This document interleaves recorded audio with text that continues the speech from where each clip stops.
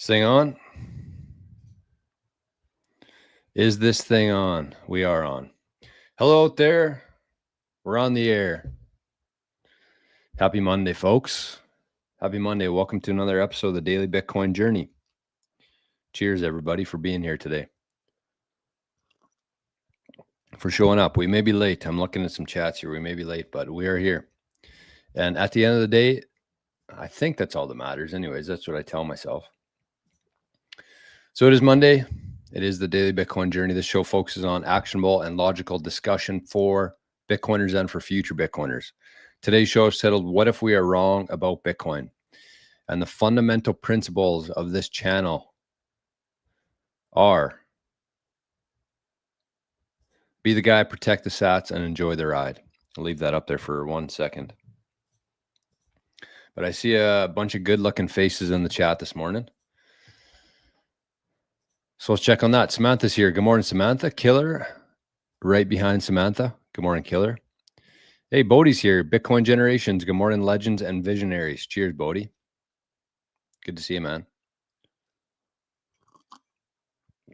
Good to see you. Scotty says, is this the place for bad jokes and negative zaps? It is. Scotty's been checking out my Nostr, I guess. I think I retweeted something about that today. I'm thinking that's where that's from. Inside joke. Good morning, Rumble, from me. Good morning, Rumble. Good morning, Zapstream, too. Good morning to the legends watching over on Zapstream this morning. We should tell people we're on Nostr. Whoa. So far, we got one person over there. Who is it? Probably Letha? It's hard to find a Zapstream for the Daily Bitcoin Journey that Letha isn't participating in. And we even got the right title on there today. Look at that. We are live. Nostr. There we go. See if that works. See if the milkshake brings all the boys and girls to the channel. All right. Joe from California is here. Good morning, Joe. Just got to take it easy today a little bit, you know? It's Monday morning. Although I'm in a pretty good, I'm feeling good. I'm feeling good this morning. Didn't have too many beers on the weekend, which is always good for Monday. Joe, good to see you. Scotty says, if we were wrong about Bitcoin, then I'm in a lot of trouble. Yeah, I think a lot of people here would be. But we're going to talk about it today. Cedar Sats, the Zap King of August. In the flesh this morning. Out on a service call for work, but tuned into 88 Sats Radio. But you're late again. Yeah, I know. Are we? Were we late, though? I feel like that's pretty on time for me lately. I'll get her back. Maybe I won't. Who knows? I can't promise anything. Bodie, is this live or are we living in the future? A little bit of both. A little bit of both. Cold shower was nice this morning. I will tell you that. I saw a funny meme this morning. I wish I could share it, but I didn't save it. But it said it was a guy in the shower, and it said I'm on my 2,356th cold shower, and I'm still not a billionaire. So it is good though. It definitely it's life changing. I'll tell you that. It is life changing. Praetorian, good morning. He's having trouble getting Arnie to work, I think. Yeah, I mean Arnie didn't even show up today, so heck him. VHF is here. Donnie is here. Ginger is here. Fletcher is here. Good morning, Fletcher. That's a really cool profile pic. I like it. I think it's a dog. Kind of looks like a St. Bernard. I like the Blue Harris. Uh-oh, hopefully the Blue Harris didn't watch my video on the weekend. Whoops. Hopefully the blue hair. Is that how you say it? Harris? Harris? Can't be Harris. Harris? I don't know. Anyways, because I shared this, and because I just like to stir shit up, I'll share it again while we're live here today. So purple hair. Somebody said blue hair is also in there. So that's why I'm pointing this out. Blue hair, purple hair. But you know, there's always outliers. There's always exceptions, and the blue Harris might be an exception. But yeah, these are your eight stages of finding Bitcoin. 8 steps. So purple hair, blue hair, are usually the furthest away. And then you got the 0-hour dipshits, the good fiat slaves, the shitcoiners, the diversified crypto bros. And somebody was complaining in the comments that these yellows were different shades. So maybe we should just fix it right here, right now. Is that right? No. I think that's closer, though. There we go. You're welcome. To all the people bitching in the chat, you're welcome. All right, let's get that off of there. Let's get just something different up there. What should we put on today? We got some funny banners in here. We got some funny banners in here. I have all these from like the golf podcast we used to have still. We had Respect the Wrench.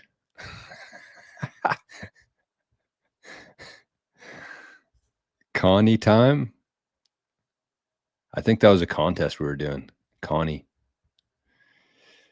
This is a nice one. Happy 420 we had on there. Man, we got a lot of good banners on here. When Reggie got married, I guess. These are good stuff. Anyways, we'll throw up the lightning wallet up there. How about that? Oh yeah. Anyways, good morning, Blue Harris. Michael's here. 2 steps aesthetics. Good morning. Bed is made, ready to attack today. Such an easy win, hey? That's definitely an underrated trick. Making your bed. You're getting your first W of the day. Feels good. It feels good. Ginger's in both. We got Jen. Jen is here. Good morning, Jen. I saw you sent a little zap to my speed wallet. When was that? Saturday, I think. Anyways, I got her. Thank you. Judson is here. Been a while since I've been able to tune in. Happy Monday, Bitcoiners. Good morning, Judson. Timber says Bitcoin is backed by a shared idea that hard money is the consensus. If we become complacent, it will be taken from us. Bitcoin requires self-sovereign freedom thinking. Amen to that. Amen to that. Bad Gal B is here. Good morning, Bad Gal B. Nice to see you. All right, let's check on the Zap stream. Oh, we got a nice crew over there. 21 people. We got Scotty zapped 99 sats. Said Zappers in the house. Marks from not Maple Bitcoin. Maple AI. One of the founders of Maple AI is in the chat. Said, good morning. Cheers, Mark. Arendt is over there. Samantha Nakamoto zapped a freedom zap of 1,111 sats. Gray's there too, zapped 21 sats. Plural said 19 years ago is when I first suspected the money was corrupt. Funny how long it took to realize Bitcoin is a solution.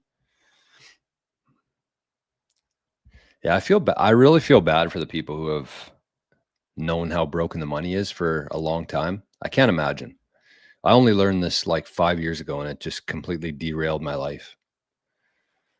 So I went from realizing the money's broken to like instantly going into silver and cryptos, and then eventually selling my silver and cryptos to buy Bitcoin. It wasn't a very long journey, but spent a lot of years believing that the dollar is real. Oops.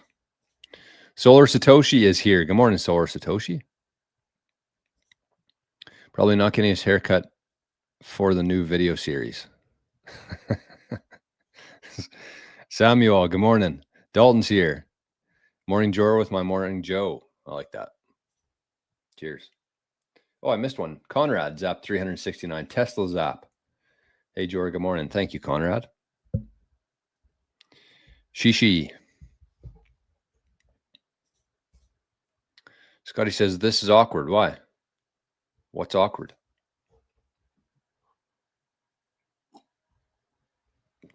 Grug says it is backed by nothing, and that's the whole point. The next 5 largest market caps all have a CEO and no supply cap. Yep. Truth. Circle the Wagon says, read The Creature from Jekyll Island. It's a good call. Yeah, I forgot about this. This just was on one of my windows here. Shout out to Sats and Sunsets, I believe, who made this one. Right? Dipshit juice. I haven't had too much dipshit juice this morning, thankfully. Not yet, anyways. Not yet. What was that Friday? That was a good show on Friday. I'm pretty sure. Pretty sure it was Friday. Let's check this out. Let's get to the mempool here. We'll see what's going on over there. We had a difficulty adjustment over the weekend. Let's bring this up, see what's going on the chain. So we are currently sitting at block height 913,746, which means there's been 913,746 blocks mined in Bitcoin's history since January 3rd, 2009. And look at this. This is wild. We're 16 blocks ahead of schedule right now. Last difficulty adjustment was an upwards adjustment of 4.89%. And it looks like we're headed towards another upwards adjustment unless anything changes here. Pretty solid, pretty good indicator there, I would say. And we're pretty much at all-time highs right now for the hash rate. You can see here on August 4th, the hash rate was 1.09 zettahash. And I do think that it is worth talking about this, even though we've talked about it a lot here. But you can see, you can follow my little mouse here. And you can see back in 2009, we had mega hash, I think. And then we moved to gigahash in 2010. And then we moved to terahash in 2011. And then we moved to petahash 2014. And then we moved to exahash in 2016. And we stayed in exahash for a long time, 10 years almost. It's kind of crazy. Mega, giga, tera, peta, and then exa. So we moved like 4 stages in 3 years, hardly moved. And then the exahash has been the biggest hurdle to get over. For the last 10 years, we've been in exahash, but now we've reached zettahash. Zettahash. So it's cooking. I mean, that's one thing. The show today is titled What If We Are Wrong About Bitcoin? And we're going to talk about a comment that was on the YouTube channel on the weekend. And for the people who say that Bitcoin is backed by nothing, it's backed by a shitload of energy. That's one component of it. It's backed by a shitload of energy. All this electricity is flowing into the Bitcoin network, helping to secure it, helping to validate it, helping to compete. That's the incentives. You want this number to be as high as possible. You want as many people mining as possible, and that's part of the value prop of Bitcoin. Okay. We're going to watch a video here, actually. What do we got here? Scotty said 99 sats. People want to get to the last block quickly, it seems. Yeah, no doubt. No doubt, hey? Why? What's the rush? What's the rush? Okay, let's watch this video. So this is a video that Jimmy Song shared today on Nostr. And it's vlog number 22. So let me remove that and bring it back up so we get some audio here. It's a good video. Let me bring it down for a sec, actually. So, I mean, if you've been paying attention at all in Bitcoin lately. There's a pretty big debate going on between the knots and the core side. And I've been doing my best to try to hear both sides of it, try to figure out what's best. I have made up my mind, but I'm still open to information. And I like this one. I thought this was a really good way to explain it. And you know, from my experience so far on the knots and core debate, it seems like there's a lot more logic coming from the knot side. There's a lot more logic coming from the knot side. And I haven't seen that great of explanations from the core side. And I'm still trying to play through these different things in my head and see, why. I guess why. That's, we always want to start with why. And so I thought this was a good one for people like me who don't really have a great understanding of how some of these things work, like the op return and the filters. But this is just a good argument overall, I think, at a very big picture without getting too deep into the weeds. I think that this is a really good overarching argument, essentially, from Jimmy on the core versus knots. So I'm going to play this, and then we'll talk about it. It's 4 minutes long. I'll speed it up a little bit here. Playback speed, we'll do 1.5. There we go. All right, here's Jimmy. Good morning, Noster. Do filters work? This is a question that is more economic than technical. The reason I say that is because it all comes down to how you measure things. What do you actually mean by work? For the core side, filters working means that they stop all spam transactions all the time.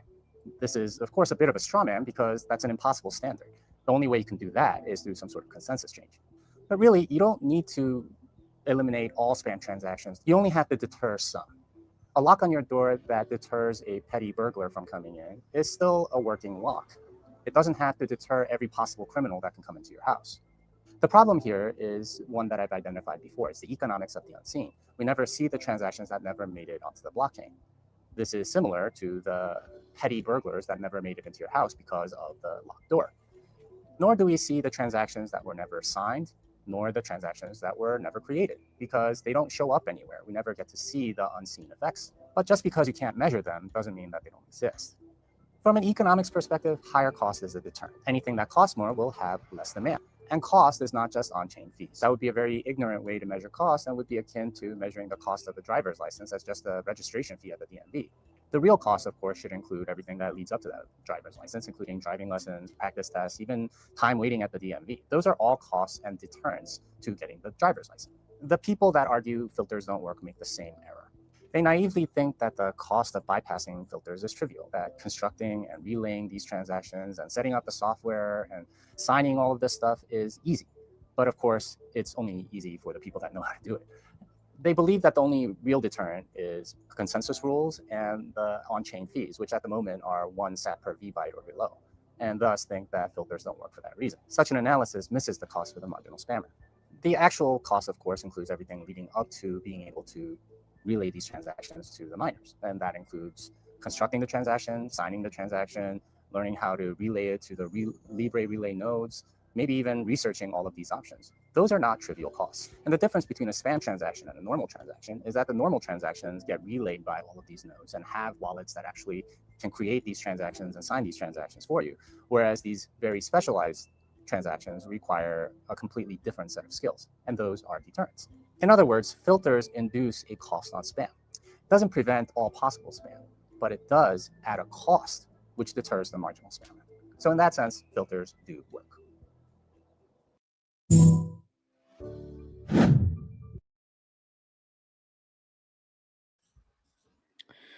See, those are really logical arguments from my eyes, anyways. And I've documented my whole journey through this thing. So this was a pretty big topic like 2 or 3 months ago at the start of summer. There's lots of debates on this. And I kind of just, left it alone. I figured I'm not going to update my node to 30 and I'll just kind of see what happens. But the more I get into this, it seems more to me than anything else. Just a big middle finger to the people who are shoving things down people's throats and basically calling them idiots. And so I don't know the whole technical side of either thing. I'm willing to admit that, but just the gut feeling that I have and the vibes that I get from each side, it's pretty clear. It's pretty clear, I think, for anybody out there running a node. And I'm not going to tell you what to do. That's the whole thing that I did not want to do, because I didn't understand the situation fully enough to influence others to make a decision. But I think that you should take some time, and hopefully you have already. I'm guessing most people watching my show have taken some time to hear both sides, not get too far down one side or the other, keep an open mind, and just look at it logically. So for anybody out there like me who doesn't have the technical knowledge, you kind of have to just go off of feels, I guess, and vibes and body language and tone, essentially. And so I'm kind of at the point now where I don't fully subscribe to the theory that essentially the argument from knots is that by opening up this op return filter, it's going to open way to a whole new slew of things, including some images that a lot of people wouldn't want to see showing up on their own server. Because that's essentially what you're doing. When you're running a node, you have your own server, and it's relaying information and data, which goes through your personal server. And so one of the things that they've been saying is that it's going to open the door to a whole bunch of new stuff coming onto the blockchain, essentially, or showing up in people's nodes in their mempools. And I'm not entirely sure if it's going to work. We actually have seen historical precedent back in 2019 when BSV did the same thing. They took off the op return filter, and they did have some very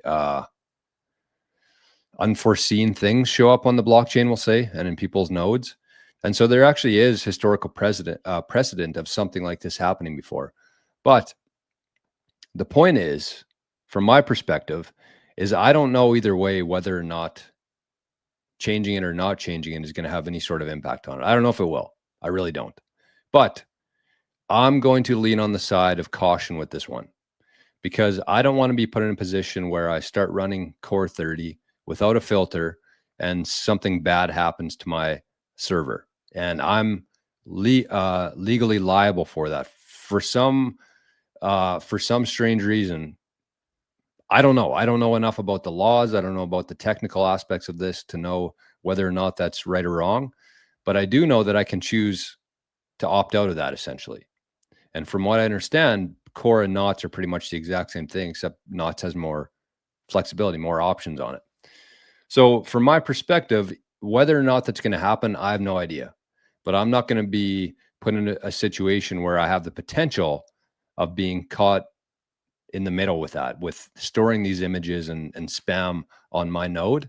I don't want to be put in that position. So again, I don't know if it's going to happen or not. I don't know if it can happen or not. That doesn't matter. I'm just going to choose to opt out of that. So with that in mind, I think the other important part to note about that is that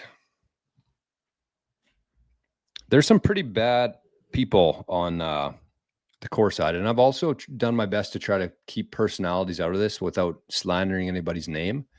But the more I see the people who are pushing some things, I'm just like, it doesn't make any sort of sense for me to, even consider running Core 30. So I just want to share that today, just in case there's any people out there like me who, have been trying their best to really understand everything here and to make a decision for themselves.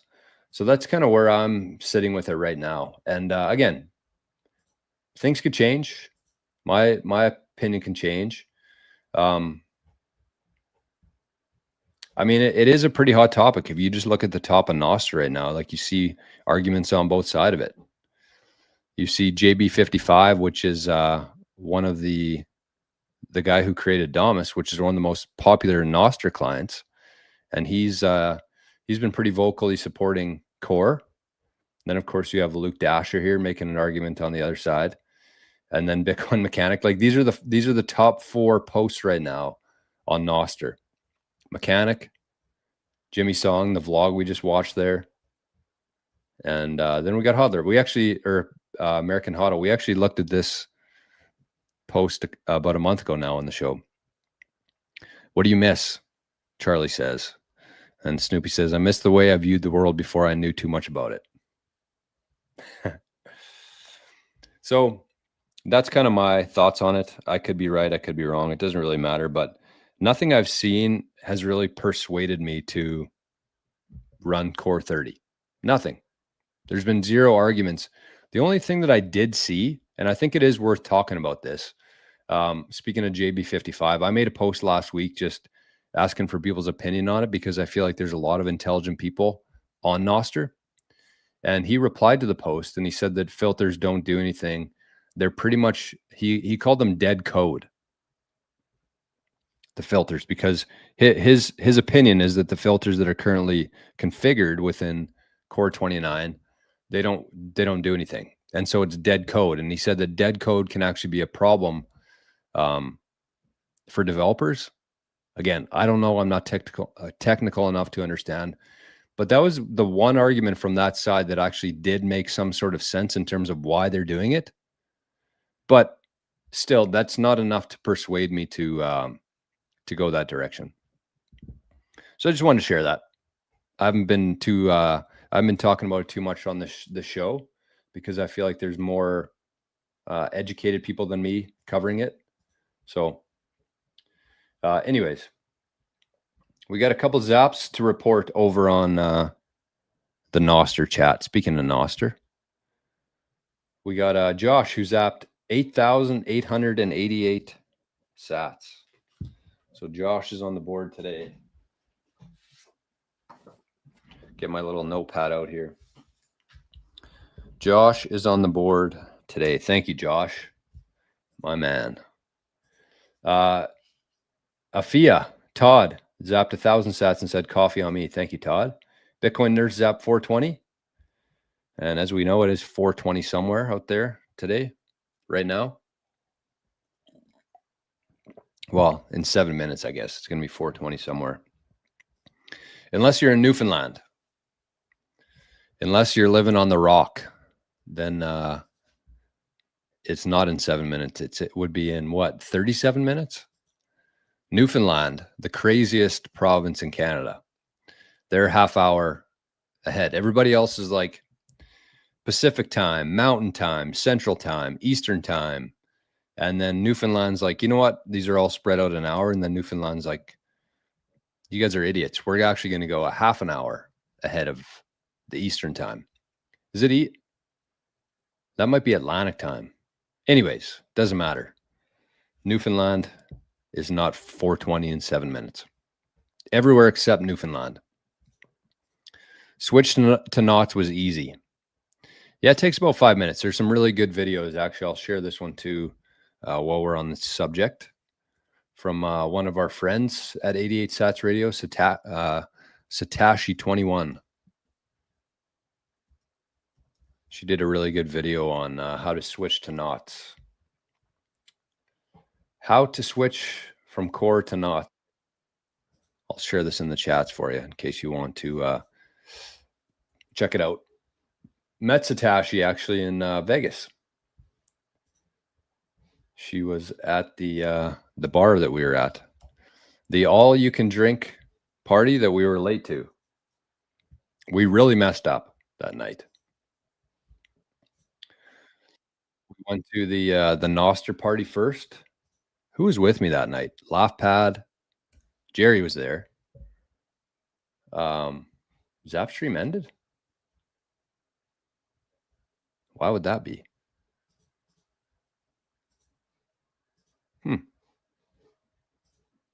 I don't know. I checked my credits this morning and I had enough. But anyways, yeah, went to the Nostr party and then we went to the all you can drink. We didn't know it was an open bar, but by the time we got there, the open bar was closed. I wonder why that stopped. Anyways, we don't have time to examine. Joe said 1,000 sats on strike. Thank you, Joe. I think I saw it here. We got a couple that came through the horn to the 88 sats. We got 1, 2, 3, 4, which is a Jen zap. Thank you, Jen. We got 10, 10, 1, 10, 10. All within 2 minutes there. So I'm guessing that was the same person. I don't know who that was. Somebody's been doing that to Jerry too. 10-10, 1-10-10.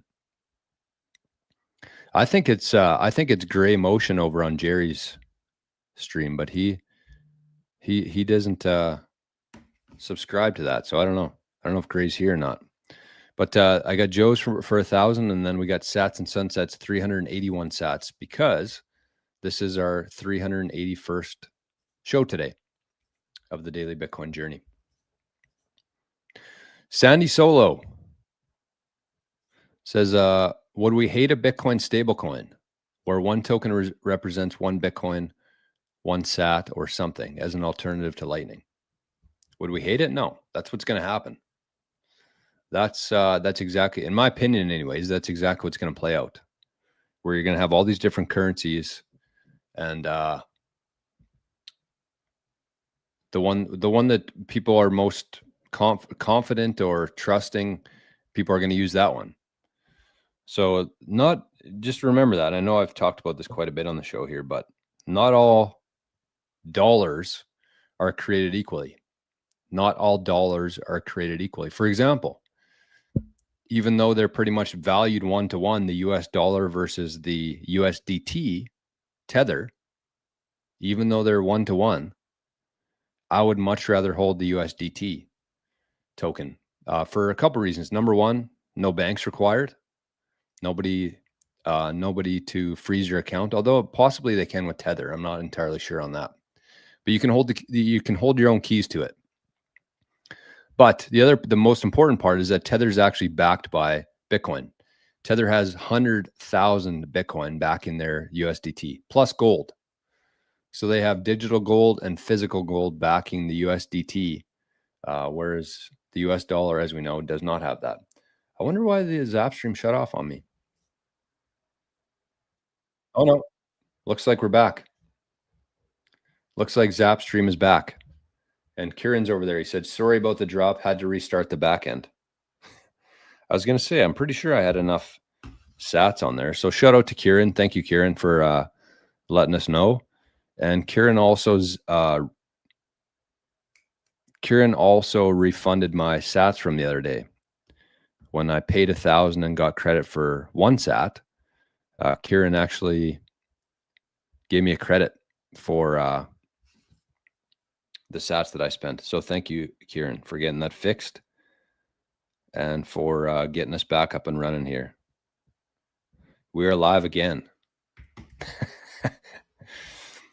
So yeah, Sandy, this will definitely happen.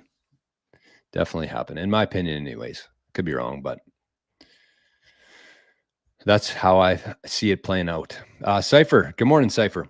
Says, after briefly telling my supervisor about Bitcoin a few months back, he told me he sold all his shit coins and a few stocks and bought Bitcoin via an exchange. I owe you coins, but it's still a great first step. No doubt. No doubt. That's awesome, man.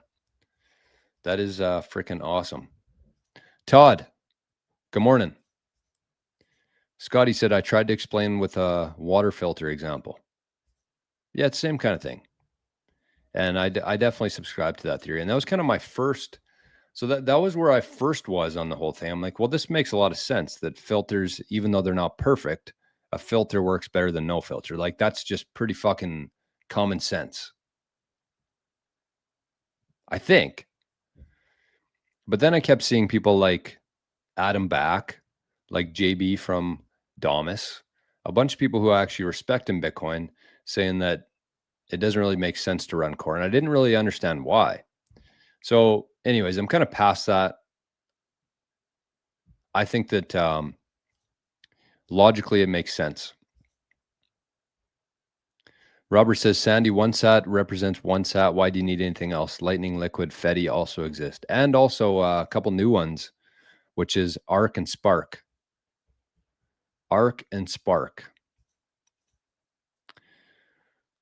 Odinosferatu says, you are not a true Bitcoiner if you do not run your own node. I would disagree with that. I would disagree with that.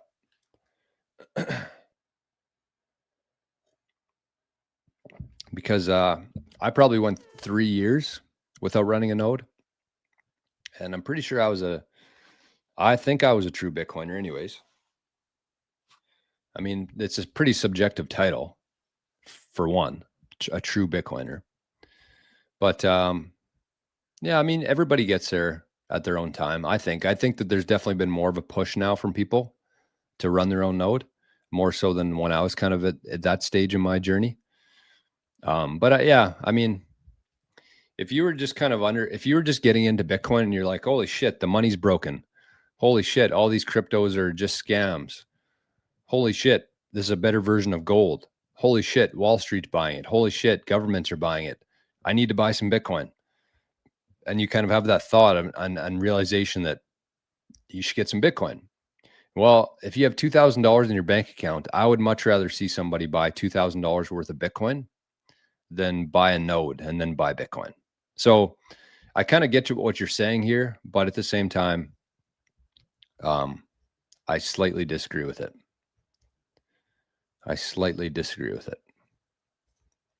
VHF says the more time one spends in this market, the quieter they become, if they have any sense.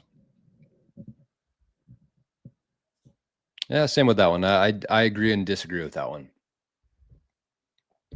Because here's the thing, Bitcoin is going to succeed probably either way, although there's definitely going to be detours in the road here. There's definitely going to be some hard days, but it's going to play out. Like Bitcoin's going to become the unit of account for the world. It is, like without a doubt. But I think the more we talk about it, the more we share, the more we post, the more we have discussions like this, the faster that adoption is going to happen. And the faster the adoption is going to happen, the closer we move to the unit of account and Bitcoin becoming a world reserve currency. So again, I understand what you're saying there, but I also think it's important to talk about it because that's what brings things into reality. Easy to switch because it was a fresh node. Zapstream is getting some updates these days. I think so too. I traded most of my crypto. I can sense a crash coming. In crypto? Yeah. Usually I love a good crash to buy back in and get a bigger position over time. The loudest and proudest people in this game are new and inexperienced. And if they are experienced and loud, maybe they ain't right in the head. I mean, it depends how you define loud. If you believe in Bitcoin over fiat, you're a Bitcoiner. I agree with that. Bitcoin baby, I'm back. Good morning, Bitcoin baby. Good to see you. Bitcoin is way better since you can become your own bank. True. You don't get to define Bitcoiner. Yeah, I agree with that.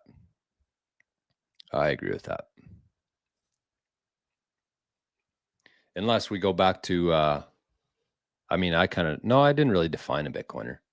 I think that the green light theory, if I'm remembered for one thing in Bitcoin, I want it to be the green light theory, because I think that's the most important thing. Speaking of that, so here's the green light. That's the 8th stage of Bitcoin. Speaking of that, I want to share this. I want to give a shout out to a Noster business. So this is kind of cool. I want to share a story about this. I posted about it yesterday, but I think there's and I might post about this today, but you guys and girls are going to hear it first. Okay, where's Jor on here? Where is Jor? I should just sign in on. There we go. Okay, what are we talking about here? Here it is. So I posted this yesterday about the Great Ghee. So the Great Ghee made its maiden voyage to the Great White North. This was the first time that the Great Ghee actually shipped to Canada. And I said, usually I'd give you some big spiel about spending your Bitcoin, but it doesn't really matter. That's what I want you to know today. It doesn't really matter, because serious businesses will demand payment in Bitcoin. Why? Because it's the best store of value. And from a business's perspective, if it's the best store of value, why would you want to accept anything else? Even if you could exchange fiat for Bitcoin, even if you could exchange whatever you get paid into Bitcoin, Why wouldn't you just want to accept the best asset, period? Bitcoin allows for that. That's why it's such a great asset. So serious businesses will demand payment in Bitcoin, and then it will eventually become a medium of exchange. That's when it happens. When businesses say, you know what, Bitcoin is the best store of value. We don't want to accept fiat anymore. We want to accept Bitcoin. And then if you want the best products like this, you're going to have to pay in Bitcoin. And so that's what's going to drive Bitcoin adoption. It's not going to be me going out and spending Bitcoin or telling people to spend their Bitcoin. That's not going to do anything, because again, you go into a business and say, hey, I want to pay in Bitcoin. If the business owner is not orange pilled, if he doesn't understand Bitcoin, if he doesn't know that Bitcoin's the best store of value, then you're just going to waste your time. He's going to say, okay, well, you want to pay in Bitcoin? Get the fuck out. We accept fiat here. We love fiat. And it's not that they love fiat. They just haven't taken the time to learn about Bitcoin. Why? Because they have a business to run.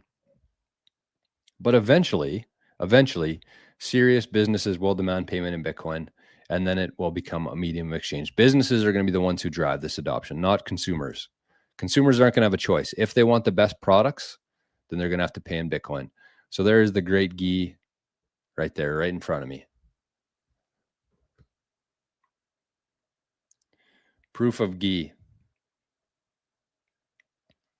It's a little nicer yesterday. It's supposed to be nice today, though. I don't know what the heck's going on here. Weatherman's full shit. So there you go, folks. That's what we're talking about here. Okay, I see a couple zaps came in here. I don't know where they're from, though. We had 2673. That's got to be a DCA. The note is a salute, a coffee, and an orange heart. $3 worth. So yes, that is a DCA. Who sent that in? Who was it? Who? And somebody also sent a nice zap here. Look at this. 5457. Never seen that one before. 5457. And it said Daddy T Zap 4547. So who the heck was that? Daddy T Zap. I like that one. The Trump Zap 4547. And then somebody sent in 1101. There's lots of ones and zeros happening here. Someone's trying to give me a message. I don't have time to decipher it, though. Elon made a huge mistake not accepting Bitcoin for his cars. He lost crazy amounts of value from that move. Think so? I don't know about that.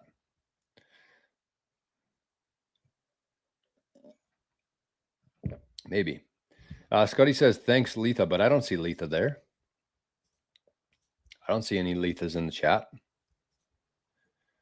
Okay, so let's get to this here. This was what I wanted to talk about today. And believe it or not, we're actually going to get to it, which is rare around here. Rare that we actually talk about what's in the heading. I usually get too distracted. Okay, where is this here? Let me go to YouTube. Let me find this comment. So this was a comment that I received on YouTube today. Trace Mayer breaks silence. Will Bitcoin outlive nations? Interesting. I'm going to put that on the watch later list. So here is the comment from Spencer. Let's bring this up here. Okay. So here's the comment. I don't know if we can see it or not. Can we zoom? Oh. You could probably marry them. So I took some flack for that one. People are like, you shouldn't be having sexual relations with Bitcoiners. You don't talk about money with your spouse. Because I said if they're green lights on, you should try to marry them. But anyways, I can't zoom in here, so I'll read it. I will read it. So the comment here is from Spencer K. I don't know if Spencer's watching the show or not today, but it says, I had an argument with a coworker about Bitcoin earlier today, and it was frustrating. He said it's not backed by anything and has no intrinsic value. I struggled to argue against his points. Truth is, it's not physically backed by anything, and it's valuable because people assign it value.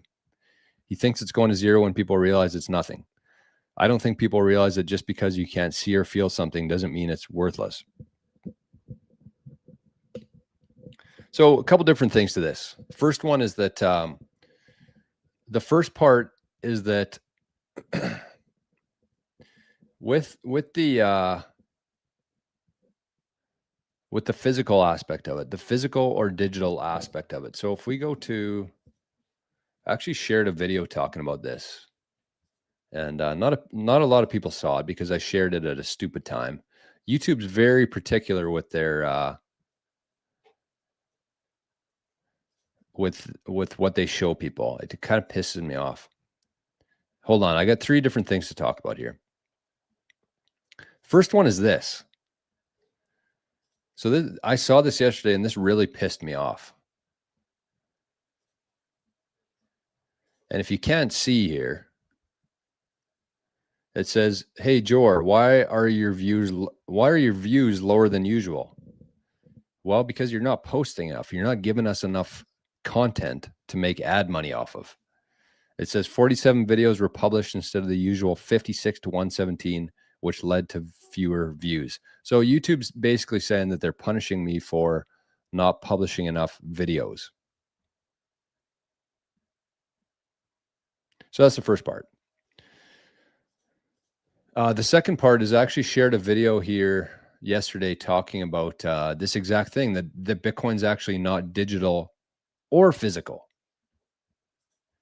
which is really hard for the mind to comprehend. When you tell somebody that, hey, Bitcoin's not physical and it's also not stored anywhere digitally.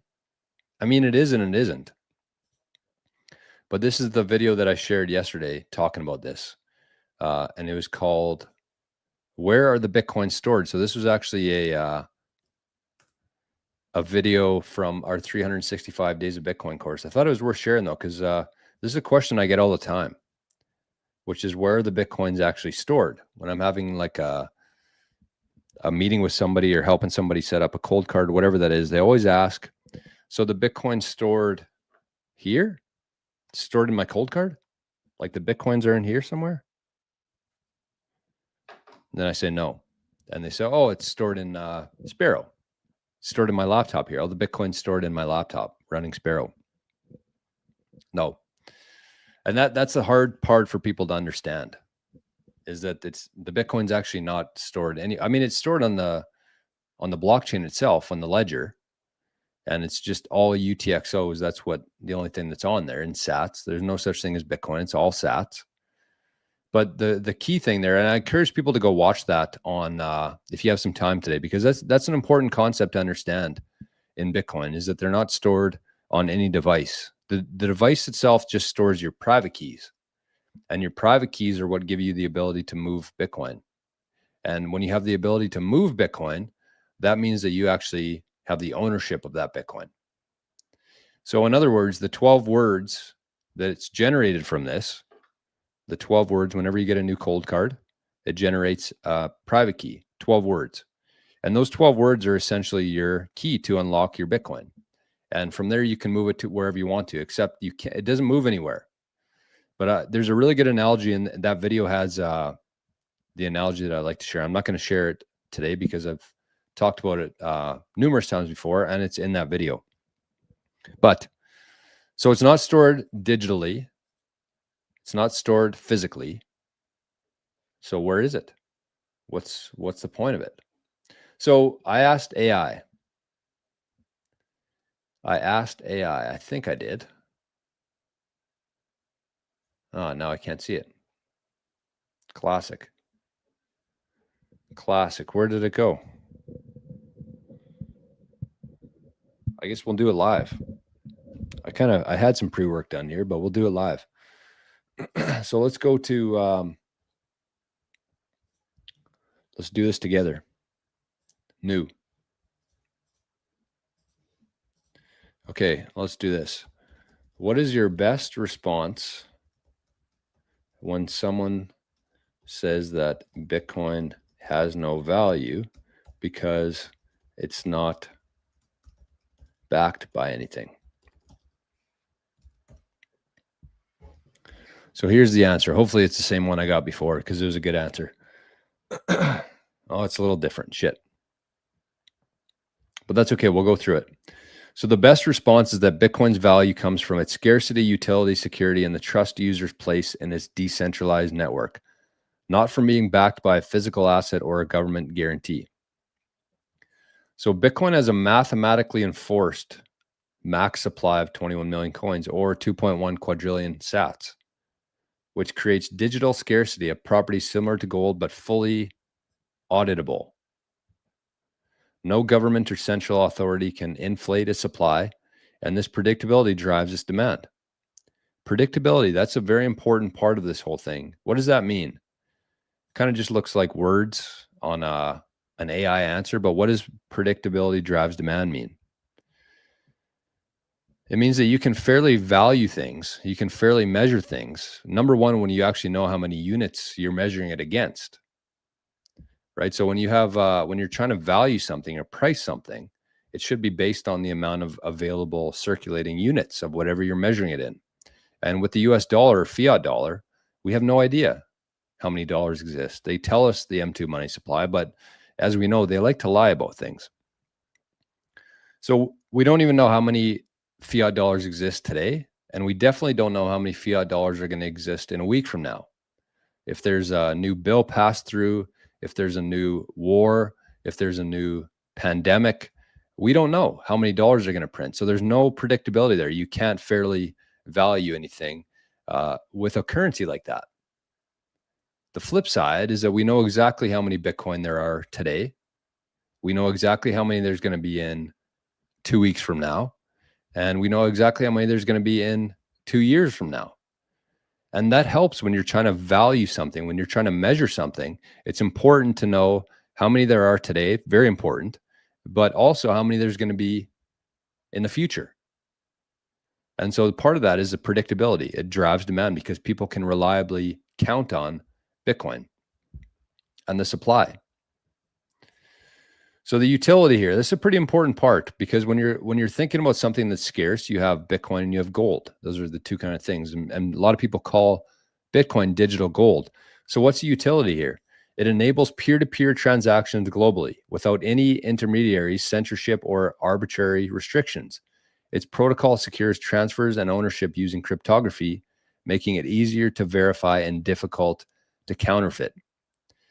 So it's pretty useful in the sense that you can yourself, without anybody's permission, you can send Bitcoin to anybody else on this planet. You can transfer value to anybody else on this planet without anybody else getting in the way. Nobody has the ability to say, no, sorry, Jor, you can't put that transaction through. So that's a pretty big use case. I would say if you consider the amount of people who have had their bank accounts frozen, who have tried sending large sums of money and it getting stopped, try sending $1 billion worth of value across the world. Try it in the fiat system. Try sending $1 billion to anyone else. See how many people are involved. See what the fee is going to be. See how long it takes. You could send $1 billion worth of value to somebody in 10 minutes using Bitcoin. So that's a pretty big use case. But this is the important part here. Why backing is not required. Most currencies, including all fiat money, are not backed by physical commodities, but by trust in their systems. Value is fundamentally and collectively agreed upon. Market demand and usefulness. Gold and land aren't backed by anything either, but are treated as valuable due to their scarcity and desirability. So that's an important part to understand here. Gold and land, which I would say are the best investments behind Bitcoin, aren't backed by anything either, but are treated as valuable due to their scarcity and desirability. So scarcity, pretty important part. We talked about why. And desirability, why is it desirable? Because it's very useful. That's why it's desirable, because it's very useful. So you can see here the unique features here, the decentralization. There's no company, no government, no CEO, no single point of failure. Divisibility, Bitcoins can be split down to 100 million, so they're highly usable. And they can actually be further divided past that on different layers on top of Bitcoin. And the security, the Bitcoin network uses cryptography and decentralized mining process to secure transactions and the settlement. So when we started the show today looking at the mempool, the hash rate, this is all the energy that's securing the Bitcoin network right now. And again, we went from mega hash to gigahash to terahash to petahash to exahash for 10 years. And we just recently hit zettahash, 1.05 zettahash.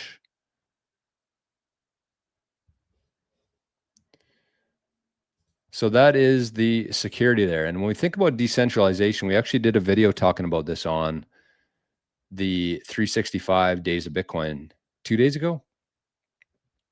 But it basically said that even though it's decentralized and leaderless, that means that it's actually much more difficult to come to a decision, right? So that's actually kind of a small drawback and a positive to Bitcoin.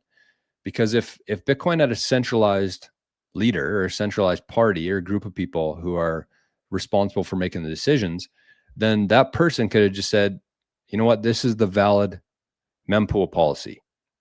We're going to go with core. If there was one person in charge, that would be an easy decision. Nobody would be able to, there wouldn't be months of arguing online.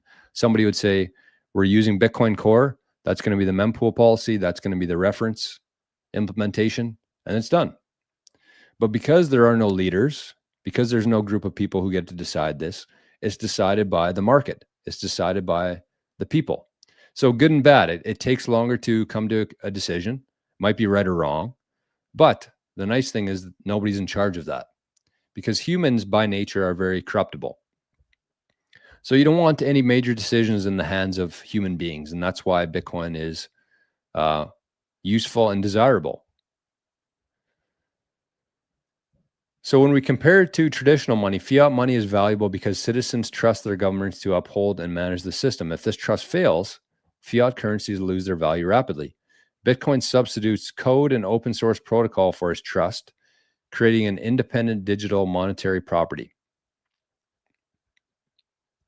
So here's a couple suggestions. Gold isn't backed by anything either. Its value comes from market demand, rarity, and usefulness. So when we think about that, if we just focus on this for 1 second, gold isn't backed by anything either. Its value comes from market demand, rarity, and usefulness. So when we think about the rarity, Bitcoin actually passed gold already in terms of being more rare, more scarce than gold. There's about a 2% inflation on gold every year. So that's the new gold coming out of the ground. It's approximately 2% every year. And this last halving in Bitcoin, going into the fifth epoch, Bitcoin is now actually more scarce and more rare than gold. There's less new Bitcoin being created every year based on a percentage than gold. So it's more rare.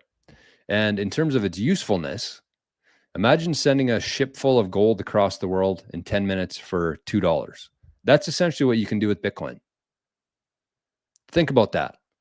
A ship full of gold you can send across the world in 10 minutes for $2 or less. Pretty useful. Fiat money stopped being backed by gold decades ago. Its value comes from the trust society has in the system, just as with Bitcoin. Yeah, so this is actually my, let me bring this up quickly here.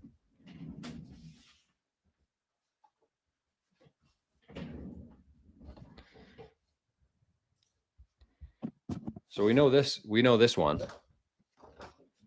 Got a lot of comments about this one through the last couple months and years.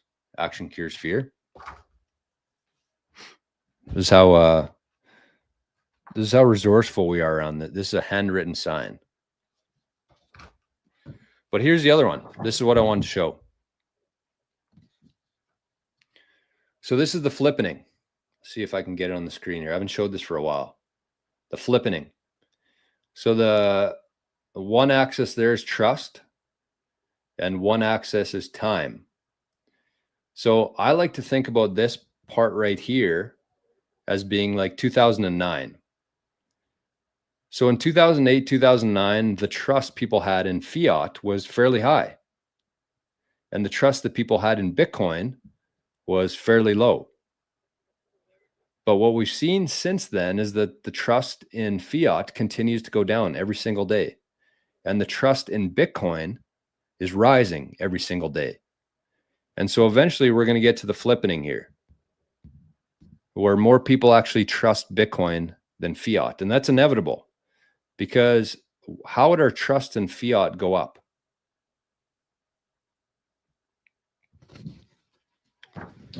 So that's the flippening there, is that it's kind of inevitable, unless Bitcoin goes and does something stupid, which could happen. But the next one here is Bitcoin is valuable because it's scarce, secure, and widely accepted in digital transactions around the world. So although that wasn't the exact answer I got this morning, I think that's a pretty good one. Pretty good answer there. So that was that segment was dedicated to who? I don't know. Whoever asked that question or posed that comment, I guess I should say.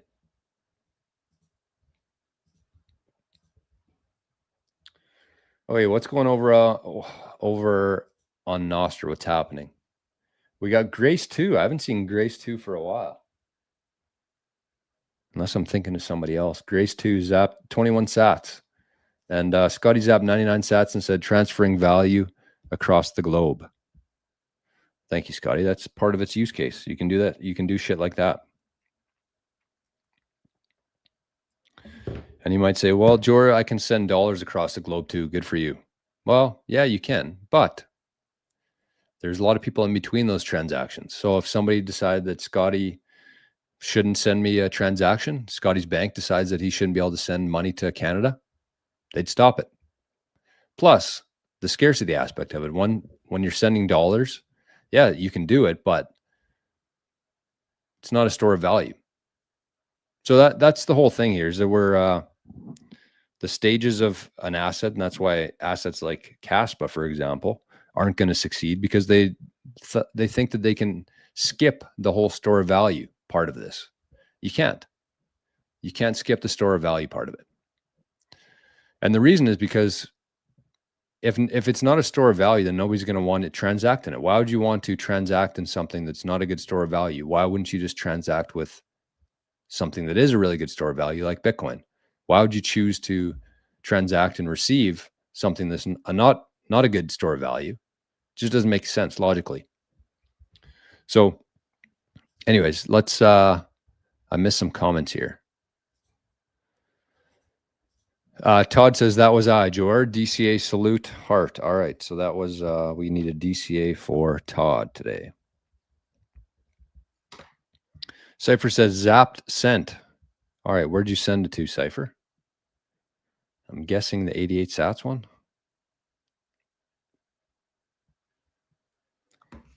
Get her up here.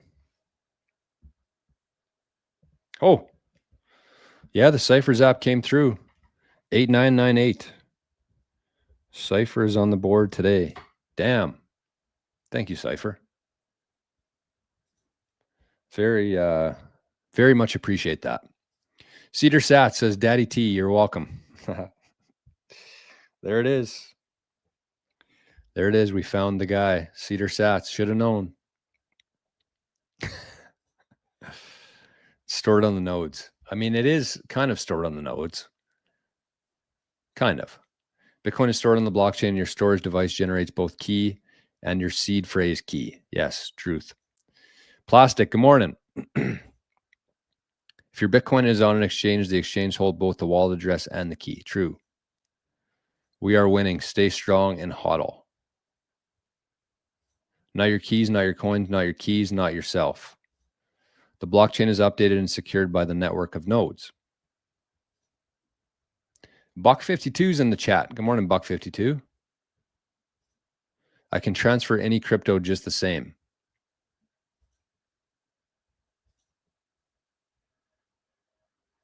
Kind of and not really.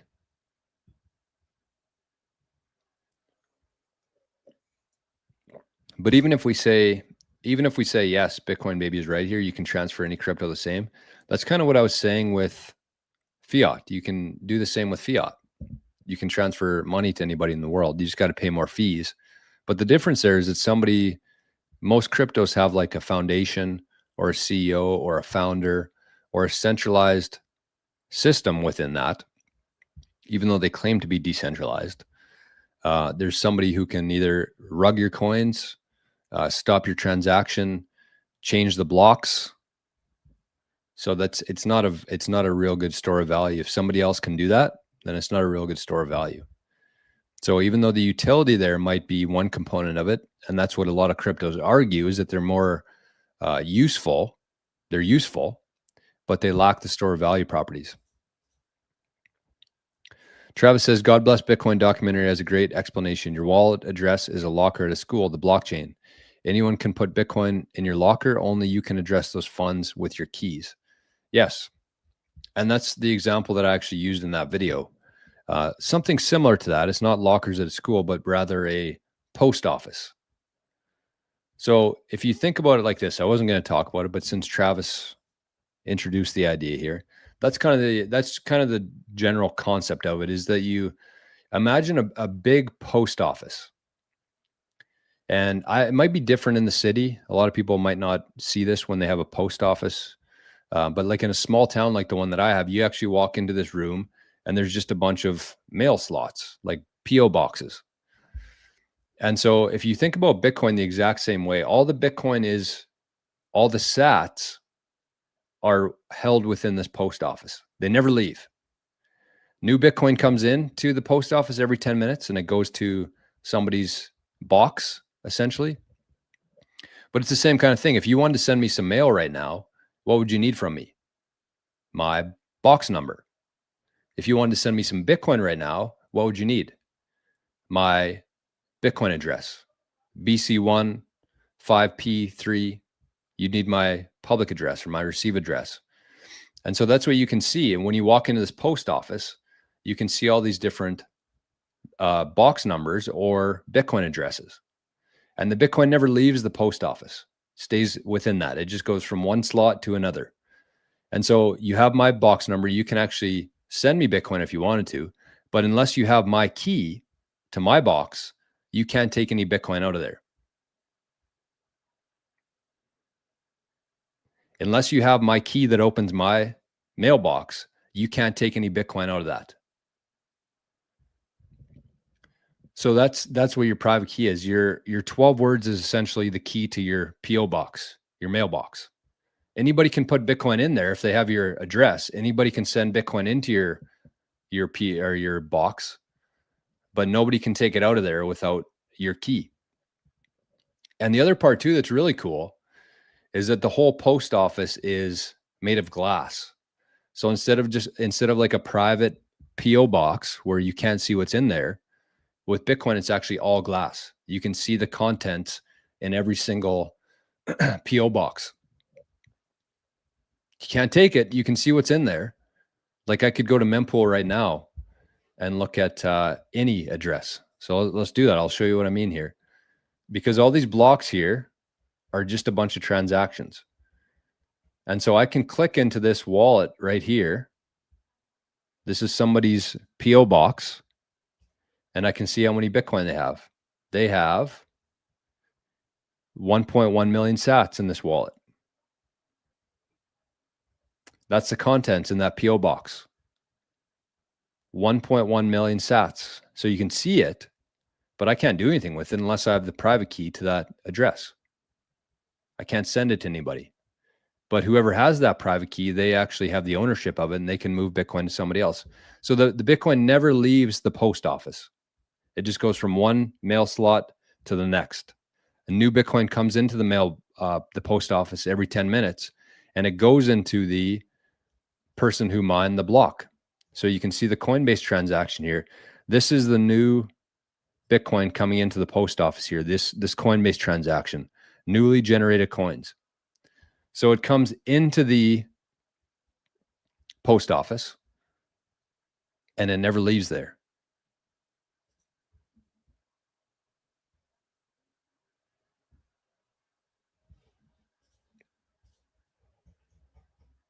Does that make sense?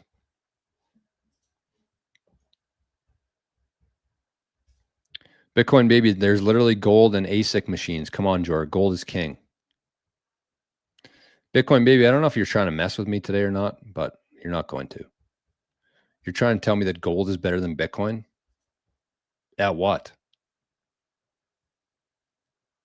Wearing as jewelry? Okay, I'll give you that. Solar Satoshi says, every morning Bitcoin looks in the mirror and tells itself, I'm scarce, I'm desirable. True. Plastic says, gold is great for its utility use and those ASIC miners, just that has no monetary use. True. Oh, and jewelry. Good argument there. Haven't heard that one before. So yeah, I mean, gold's better for wearing on your wrist, but it's not a better store of value. Buck52 says, kind of like saying Netflix, Amazon, YouTube, and Uber are worth nothing. Those are worth multi-trillions. Yeah, what's backing Netflix?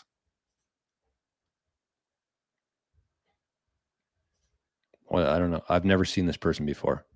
DUM, dumb to Jenny. Plastic says jewelry is for looks and as an heirloom. True. Ask AI what the collective power bill per month would be based on the hash rate data. Okay. We can do that. We can do that. What is the collective? What would the power bill be currently to support the hash rate in Bitcoin being at 1.09 zettahash?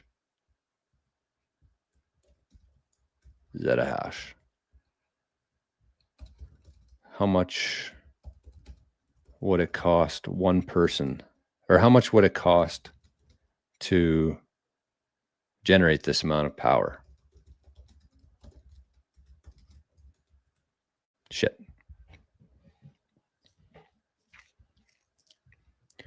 All right, we're calculating it here. The estimated electrical power bill to support 1.09 zettahash Bitcoin network currently ranges from about 4.1 million to 6.7 million per day, or roughly 1.5 to 2.4 billion per year, depending on energy efficiency and local electricity costs.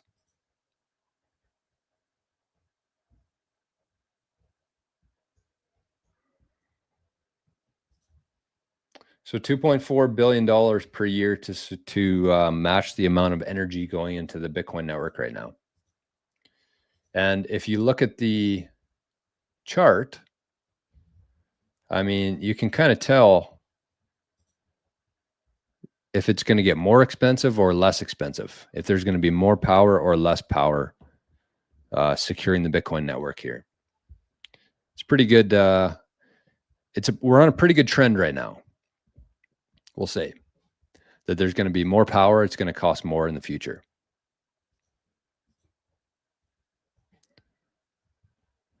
Gold is a conductor used in the majority of space vehicles and defense satellites. Also used in our gold will maintain value until we find superconductor or create one synthetically, in my opinion. Yeah, I mean, here's the thing. Nobody's doubting the usefulness of gold. Nobody is. But what would you rather have as a use case? The ability to send a ship worth of gold across the world in 10 minutes for $2? It's pretty good use case. Or wear it on your arm and tell the time.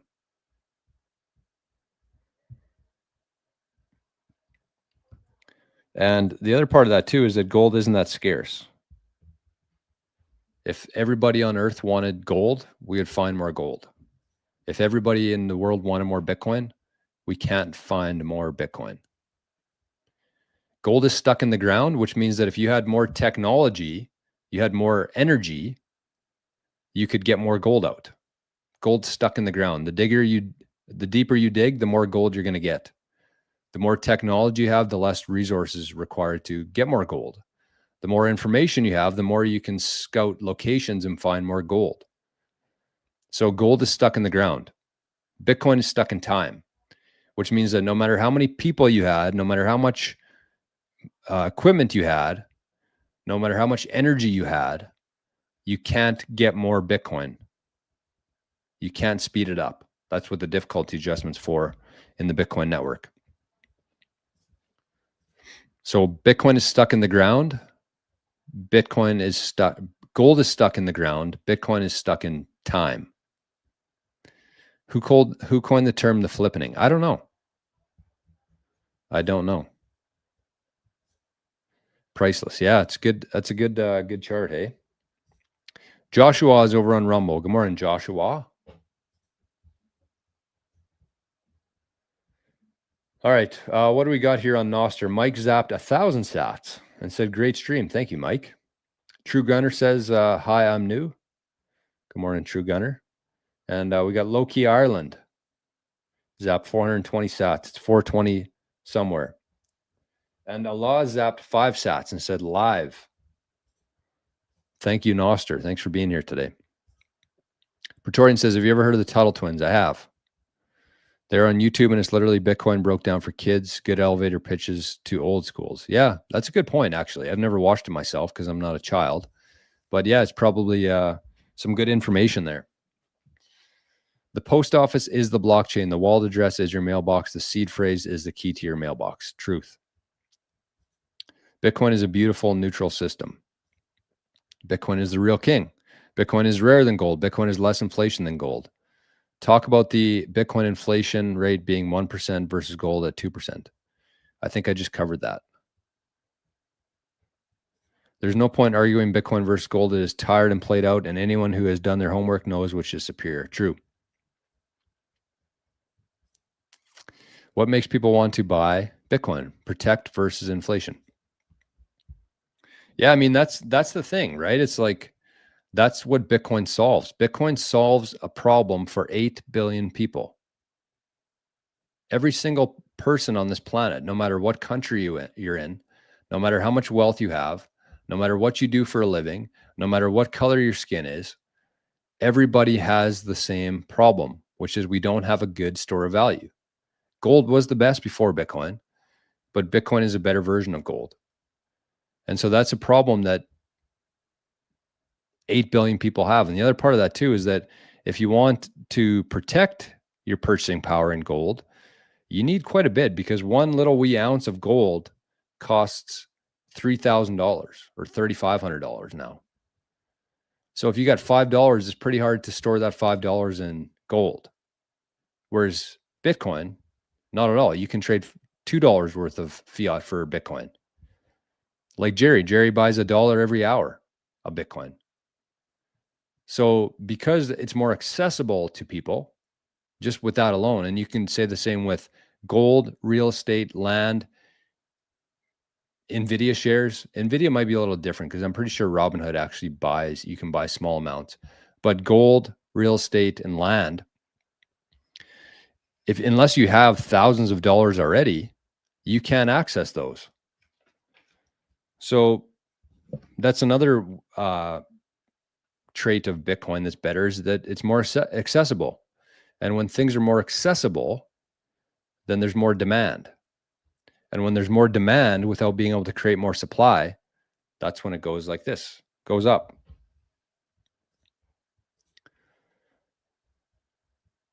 Bitcoin Baby says, so if there will be no more Bitcoin, what would it look like when all are mined? More humans will be born. Where will the Bitcoin come from if 1,000 Michael Saylors like mindset exist? Is this a real question? Like, I don't know if you're being serious or not. Like, I don't know if we should actually waste time explaining this. I don't know.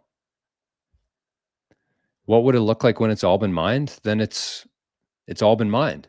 I don't know what you mean. If there's no more Bitcoin, that's the part of the divisibility aspect of it. It's the pizza thing, where you could have a pizza and it could be cut into 8 slices. And you could have the exact same pizza, but cut it into 16 slices. Doesn't make the pizza any bigger. You just cut it into smaller slices. It's not inflation. You don't need inflation. You just need something that you can divide further. Where will Bitcoin come from if 1,000 Michael Saylors like mindset exist? There'll probably be 1 million Michael Saylor mindsets that exist at that time, or 1 billion. And that's why everybody's going to work for Bitcoin. And the only way you're going to be able to obtain Bitcoin is by giving something real for that Bitcoin. Bitcoin's going to clean up. We made a video about this the other day too on 365, but Bitcoin's going to clean up the world, because we're basically living in a world right now where we have an abundant amount of crap and an abundant amount of dollars chasing that crap. And if you look around your house, you'll see how much fucking crap there is in this world. And in the future, if you actually want to buy something and that person who's making that thing says, hey, you got to pay me in Bitcoin for this, you got to make a decision. Do I actually need this? Do I need this? I don't know. Like, what do I need to have? Whatever it is.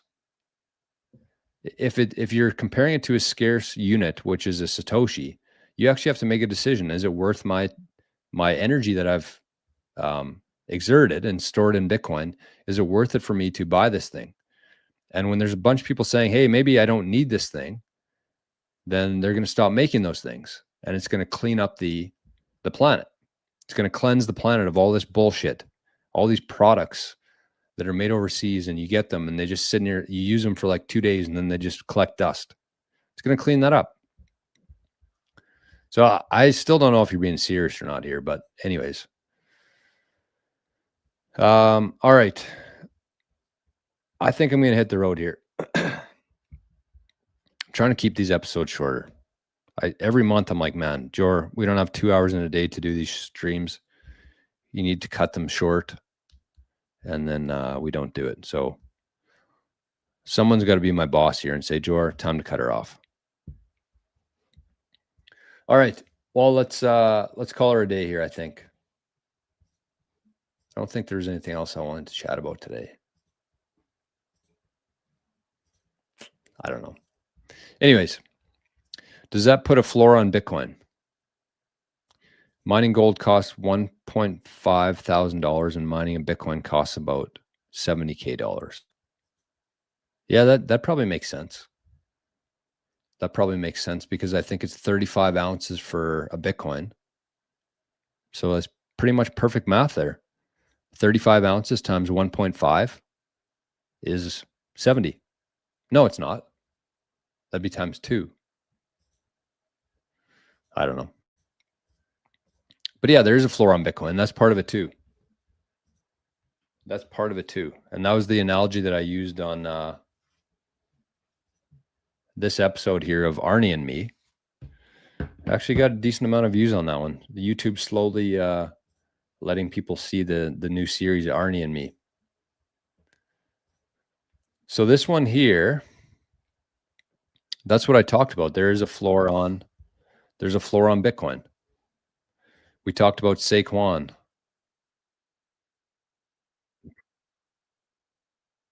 So this is the new series, Arnie and me. YouTube's not showing very many people this for some reason. 424, not bad. But that's a fraction of the usual views. But that's what I talked about. There's a floor when you're using proof of work, and when you have value and utility and scarcity, there's a floor there. And that's what we're seeing in Bitcoin right now. Bitcoin shoots up, and then it falls. But where it falls to is the floor of the people who don't want to sell their Bitcoin. That's the lowest price they're willing to sell their Bitcoin for. So that's the floor. Just like I use Saquon Barkley as an example, somebody who understands proof of work. So he has great games, just like Bitcoin. When Bitcoin shoots up, he has great games, but also some games not as great. But his floor, because of his foundation, because of proof of work, his floor is much higher than his competitors, just like Bitcoin. The foundation that's been built is the floor for Bitcoin.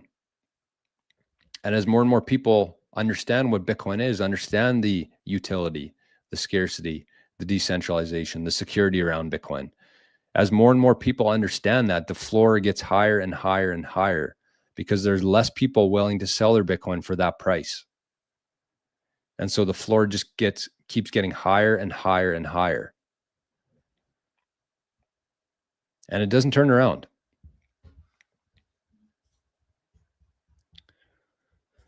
All right. As more people adopt Bitcoin, more will get lost. What happens in a century when there's only 5 million Bitcoin left? Same thing. Same thing. But yeah, that's the real cool part about Bitcoin is like you have 1 million sats, your ownership in the network is only going to go up. It cannot go down. It cannot go down. And that's the exact reverse of the fiat system. Whereas if you had $1 million in fiat, it cannot go up. It can only go down because every second they're printing more, they're creating more dollars. And so your ownership, that $1 million that you have divided by the total dollars in circulation, your ownership of that network can only go down. It cannot go up. Whereas with Bitcoin, the flip side of that, if you have 1 million sats divided by 2.1 quadrillion sats, as more and more people lose their Bitcoin, your ownership only goes up. It cannot go down. It's a pretty important part to understand with this whole thing. Stocks, I am sub. Nice. Nice. Josh, ISO, good morning. Josh says, as a union worker myself, George, time to shut her down for the day, eh? Have lunch and mail her in. Your proof of work has been accomplished for today. That's right. Another block in the chain here. All right. So I'm going to share this. Video because I don't think there's been a whole lot of people who have been shown this video from YouTube. So we're going to try to break the algorithm here a little bit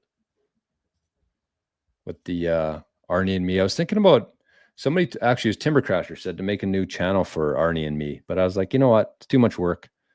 I don't want to do that. We're just going to keep it on the 88 Sats channel.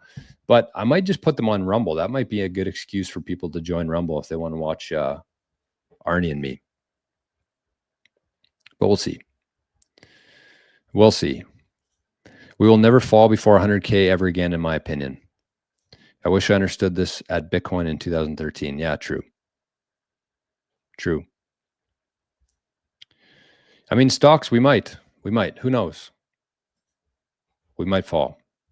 Bitcoin's very unpredictable, but the only thing that you can predict is that they're not making more of it.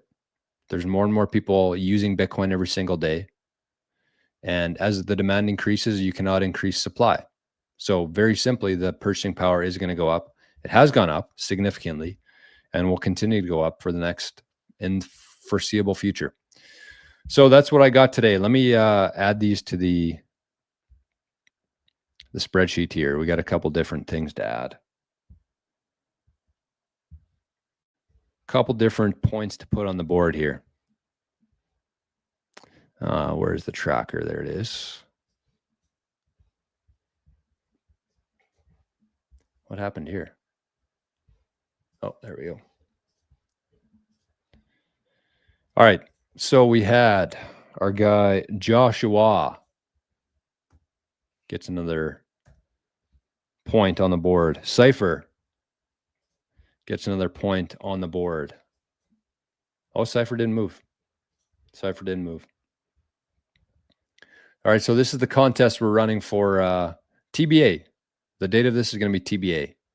The destination is going to be TBA, and who's coming is going to be TBA as well. But the way to do it, support the channel.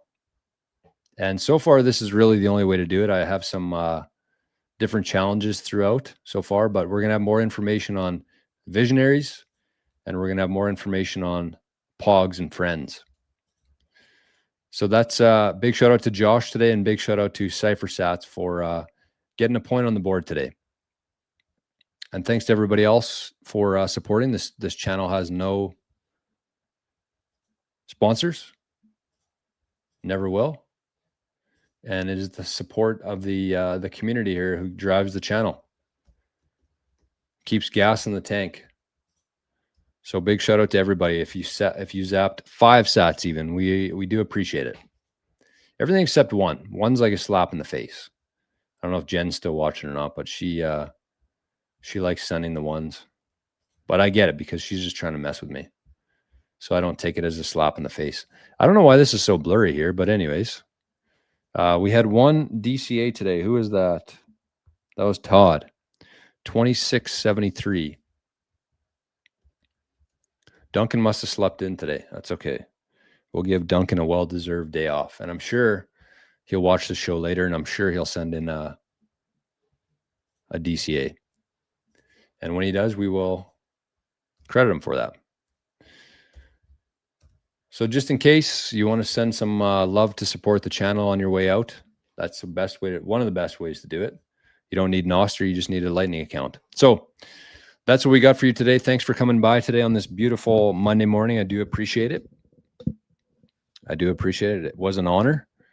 This was the 381st block in the chain, time chain of 381 for the daily Bitcoin journey. And we got some exciting things coming down the road. I got a full list of people that we're going to be talking to. Hopefully, I got to start sending some messages and some emails out. But I think we're either going to start the new series when we hit 400 blocks, which is in 19 shows from now, or 444, which would be 53, 63. I don't know. Either way, we got a slight change coming. I might try to get a video of Arnie and me today. We'll see. We'll see. But anyways, thanks for coming out today, everybody. Much appreciated. Thank you for the support, for the zaps of any amount. And big shout out once again to Josh and Cypher Sats for getting some points on the board today for the fat zaps. So that's what I got for you today. Thanks again. And we will talk to you right back here first thing tomorrow morning. Bye-bye. And I'm going to clip that, I think, from today. So if you have anybody in your life, friends, family, coworkers who say Bitcoin's backed by nothing, you can send them that little 5 or 10 minute clip. I'm going to put that on the channel today. And somebody else just sent in a zap over on Nostr. Who's that? Bad Gal B. Zapped. Actually, we missed Vin's 420. We missed Bad Gal B. And she zapped 1,000 sats, said coffee on me. Thank you, Bad Gal B. Arnie. For the 3rd time, we're out of here. Talk to you soon. Bye-bye.